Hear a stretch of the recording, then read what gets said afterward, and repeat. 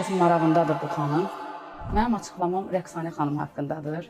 Gözəl xanım, sənətçi, sənətkar, hər şeyin gözəlinə layiq olan bir xanımdır. Allah ona kömək olsun, Allah onu qorusun. O tezliklə çıxacaq, Allahın köməkliyi ilə çıxacaq. Amma həyatında çox da elə yaxşı şeylər görmürəm. Yaxşı şeylər görməməyim də onun üçün müvəqqətidir. Allah onu xoşbəxt eləsin, amma ailədə onu tək görürəm. Ayrılıq görürəm onda. Amma çıxacaq, lap tezliklə çıxacaq. Gələcəyi də çox yaxşı olacaq.